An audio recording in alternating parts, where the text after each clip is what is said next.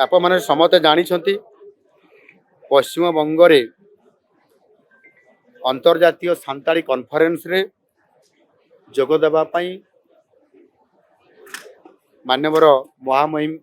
राष्ट्रपति द्रौपदी मुर्मूंकर ये कार्यक्रम सेठी थिला। साधारणतः भावे महामहिम राष्ट्रपति सबु प्रकार सम्मान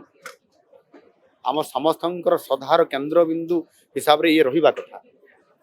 एवं गोटे राज्य को गस्त कले से राज्यर मुखिया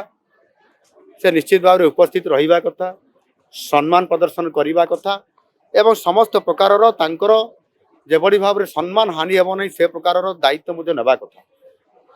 आम भारत वर्षर संस्कृति कहे अतिथि देव भव मध्य ये राष्ट्रर ये भारत वर्षर एवं जड़े से महिला जड़े आदिवासी महिला एवं जदि आम देखा इंग्रेज शासन जिते थिला स्वाधीनता पूर्वर कथा सेते बेले पश्चिमबंग ओडिशा ये बिहार बड़ी अंचल गोटे प्रोविंस रे आमे थिले गोटे राज्य रे थिले एवं से गोटे राज्यर आज स्वाधीनता परे पश्चिमबंग ओडिशा अलग ही पारे किंतु भारत वर्ष एक अखंड गोटे देश एवं महिला सी मुख्यमंत्री एवं महिला राष्ट्रपति को जी भारतर गर्व और गौरव जड़े आदिवासी झील आज आमर राष्ट्रपति आदिवासी झील ताको सम्मान देवा बदले असम्मानित करवा ये केबे शोभा पाए नहीं। यही जो घटना घटी यह निश्चित भाव में निंदनीय एवं से मु दृढ़ भाव में या निंदा करुच्ची संपूर्ण भाव में जड़े महिला को सम्मान देवा प्रदर्शन करिबारे साधारण मध्य ज्ञान नथिबा जड़े गोटे राज्यर मुखिया हिसाब से जेभली भाव में आज सारा विश्व को आज निंदित करइबारे भूमिका नहीं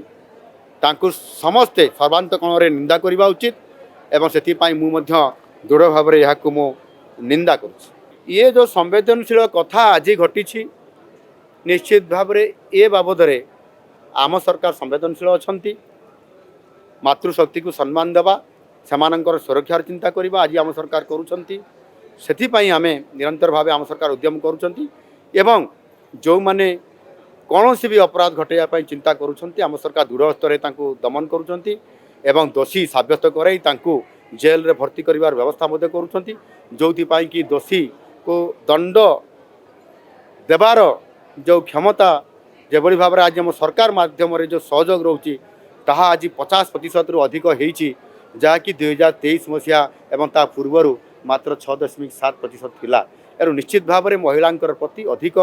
कठोरतार सहित जो मैंने महिला प्रति अत्याचार करुँच जो मैंने महिला प्रति अन्याय करुँच प्रति आम सरकार शून्य सहनशीलता नीति अवलंबन कर आगामी दिन में दृढ़ स्तर से हस्तक्षेप कर दंड विधान कर।